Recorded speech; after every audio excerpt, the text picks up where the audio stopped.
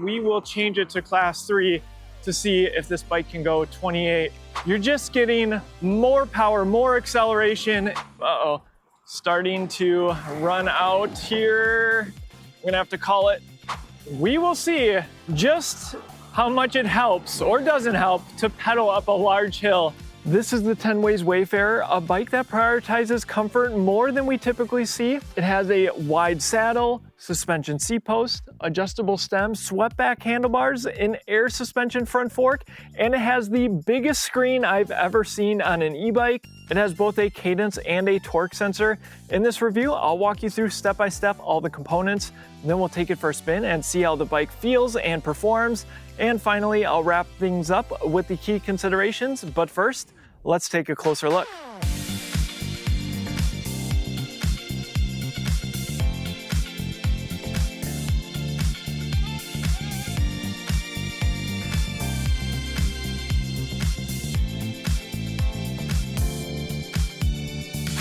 TENWAYS has historically been known for their lightweight, sleek, and simple commuter e-bikes.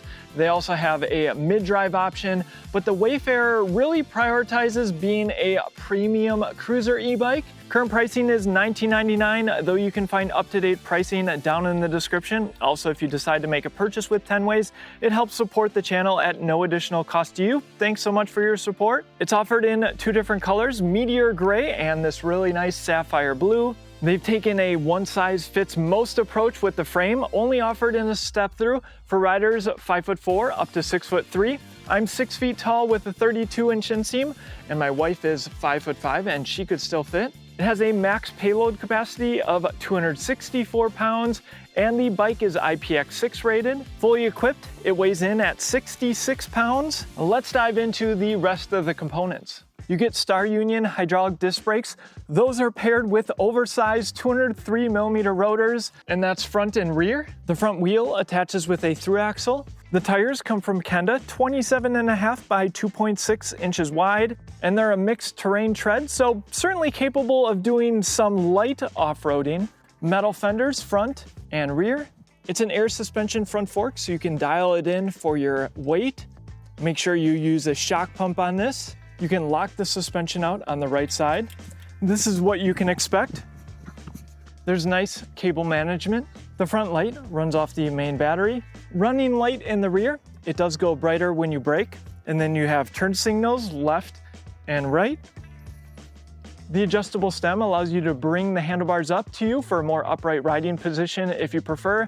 And those swept back handlebars help with that as well. You get locking faux leather grips, matching Star Union hydraulic disc brake levers with motor cutoffs, an interesting looking thumb throttle, and Shimano's 8-speed trigger shifter. We have a seriously large display. Note that behind the display here is a USB-C port for charging your device. Power button on the controls here. By default, the passcode is enabled, but you can turn it off or set your own passcode. On the top of the screen, we have pedal assist levels. There's off. If you go down, you can engage walk mode by holding pedal assist down. Then there's Eco, Tour, Sport, Sport Plus, and Boost. You can turn the lights on by holding pedal assist up. Screen will go dim. Motor power on the left, battery percentage on the bottom, speed front and center, trip on the right, and estimated range, which does change depending on your pedal assist level. Hitting the I button will give you a ton of different information, including your current pedal assist level. You have turn signals, right and left. To get into the advanced settings, hold pedal assist up and down at the same time. This is where you can reset your trip. Other settings you want to be aware of in HMI settings, this is where you can set the boot password. At the bottom though, this is where you can change the classification of your electric bike. Next, in information, this will tell you your set max speed based off your class. And then there's a ton of additional information in here. Next to your pedal assist level, it will tell you what setting you're in, class 1, class 2, or class 3. And that's it for this extra large display. Moving on to the frame, note no bottle cage bosses, but we have a solution for you at shop.ebikeescape.com. If you buy this bike, we have a strap mount that allows you to add a bottle cage wherever you want. The battery is top load, keys on the right side. First, remove the battery cover, pull down, then turn the keys to the right, Push down on the lever on the battery. That's right here. And you can pull the battery out. Also has a nice strap on it. Something you don't often see is all the electrical components on this bike come from Bafang, even the battery. So that's the display, battery, and the motor. This is a 48 volt, 15 amp hour battery. You can get an idea of charge by pushing this button. You can charge it right here when it's out of the bike or by lifting this rubber cover when it's in the bike. E-bike batteries are expensive, so why not protect them with a battery bag like this one? It's a roll top bag. It's waterproof and flame resistant, and you get a nice grab handle. And if you're buying an e-bike, you might want to check out our other high quality e-bike accessories available at shop.ebikeescape.com. To put the battery back in, terminals first and snap into place. Don't forget your cover. You get a 3 amp charger, so 5 hours to charge up this battery from empty. They even include a pump, which is nice. It's an oversized saddle. Plus you get a suspension C-post, which improves the comfort. Pedals are plastic. It's a sturdy kickstand, and it comes with this rear rack, which has a 25 kilogram max capacity, has pannier hangers, and it's MIC compatible. To demonstrate, check out our Big Daddy bag. Simply slide it in, use the key, push in, and the bag is now locked into place. This one has fold down panniers, which is nice, an expandable top. So if you want to support the channel and you have a MIC compatible rear rack, check out all of our MIC bags at shop.ebikeescape.com. For the motor, 750 watts, 65 Newton meters of torque. The derailleur is Shimano Altus, 11 to 32 teeth in the rear, 8 speeds, and up front, it's 48 teeth. With that, let's go for a ride and see how this bike performs. All right, here we go. I have it set to class 2. We'll see how fast it gets to 20. 3, 2, 1, throttle only. 7, 11, 16, 18, and there's 20 miles an hour. Now, the interesting thing with this throttle is that in Eco, when you're moving, you have access to the throttle, but when you stop and use the throttle, you don't have access to the throttle. I think that was an intentional choice, kind of an interesting one. And yes, of course, with pedal assist turned off, no access to the throttle. So you need to be in at least tour in order to have access to the throttle from a stop. All right, let's start going through the various pedal assist levels. I have it in Eco. Remember, this is a torque sensor. The more power that I put into my legs, the motor is going to reward me for it and give me more power.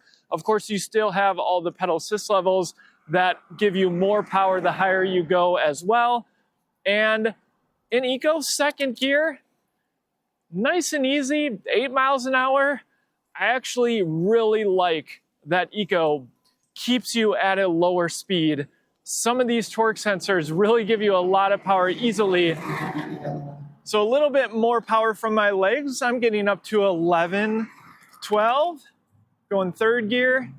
You can get up to 13, and what's kind of cool is I can see the motor power bar going up as I put in a little bit more power. Still a cadence I could do for a long time though. And I have it in class 2, but we will change it to class 3 to see if this bike can go 28. All right, so in tour, nice and easy, cruising at 13 miles an hour, a little bit more power, getting up to 16, shift up, 5th gear. So yeah, actually not too hard to hit 20 miles per hour in tour. So there's a bit of a jump from Eco providing just a little bit of power to tour being able to hit the top speed of 20 miles per hour as a class 2 e-bike.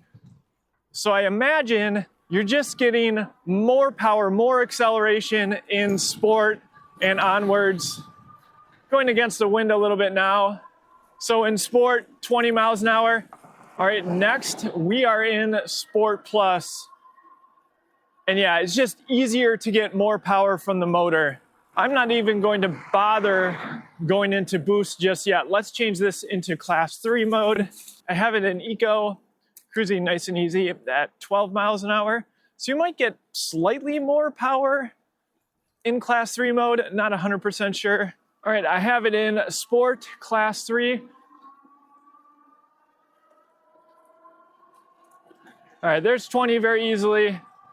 And we are getting into the 20s, 24 miles an hour down a slight hill here. All right, and Sport Plus, Yeah, no problem cruising at 23, 24 miles an hour. And let's see if we can get to 28. The motor immediately responsive. There's 28 miles an hour. All right, and we already know it can hit 28, not on boost, but just for fun, let's start from a stop. So yeah, super easy. The motor bar is maxed out. There's 25 and 28 miles an hour. All right, let's do throttle only up our hill climb test. Just a note, I did change it to unlimited, and that does give you unrestricted throttle usage. Be mindful that that means at this point it's not a legal electric bike, so perhaps for off-road use. This hill looks so much smaller on the GoPro, so we'll put up the specs of the hill and we will see what the minimum speed is. And the reason I wanted to call out unlimited mode, yes, I wanted to talk about what it does, but in Class 3, it is a true Class 3 e-bike, meaning you do not have a throttle. It actually warns you when you change it to unlimited mode. 5 miles an hour. All right, as we continue to slowly climb to the top of this hill, 4 miles an hour. Uh-oh, starting to run out here. I'm gonna have to call it. All right, going to have to finish this hill climb pedaling in boost mode, but I wanted to talk a little bit about comfort here. Nice swept-back handlebars, adjustable stem. The seat is actually comfortable, which I like. The seat post is certainly basic, though it's better than not having one. And overall, it's just a nice, comfortable riding position. In the sub $2,000 price point, it's rare to have an air suspension fork, this one being unbranded. Though it's nice you can dial in the front suspension fork to your weight. Let's do a quick brake test here. All right, you can probably hear the rear wheel skidding out. These Star Union brakes are actually fairly common in the industry, and they perform just fine. So I do feel the front suspension fork picking up some of the bumps here.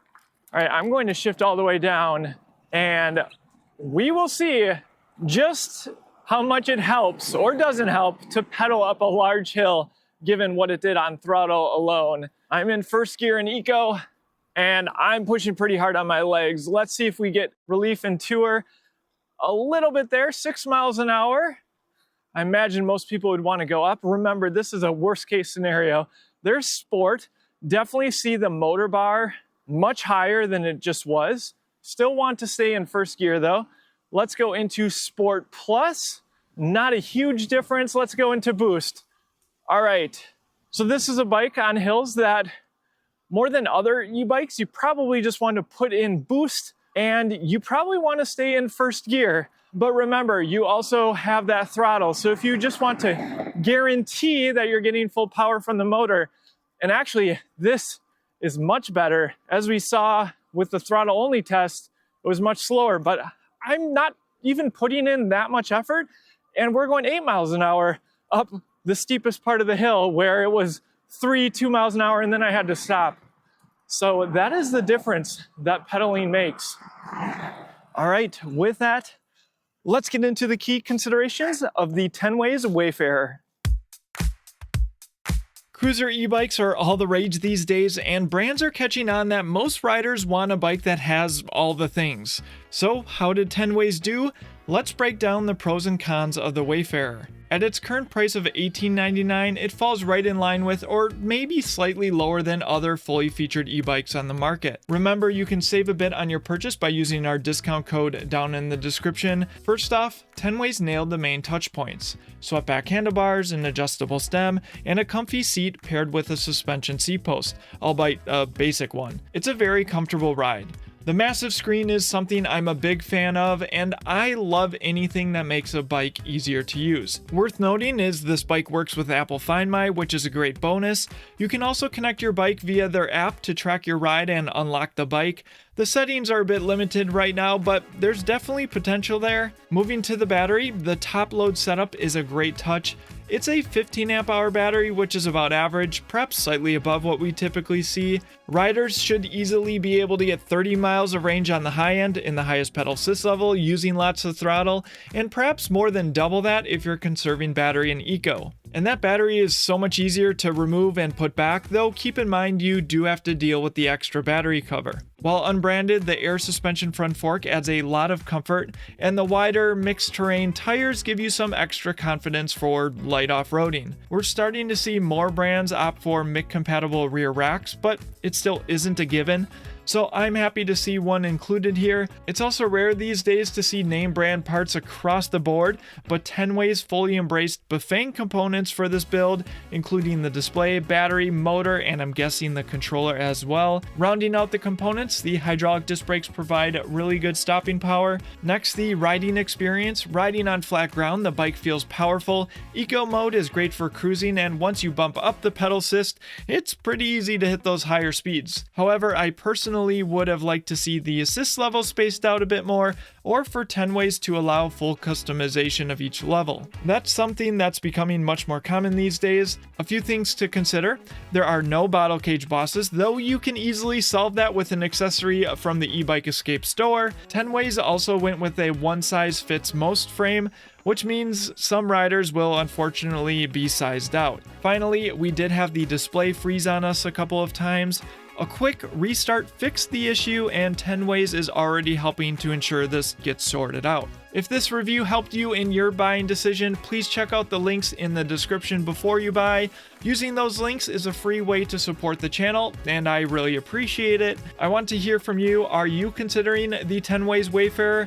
I'm happy to see them expanding their lineup, and I think it was a smart move to target this price point with a fully featured e-bike. Thank you so much for watching, and I'll see you in the next one.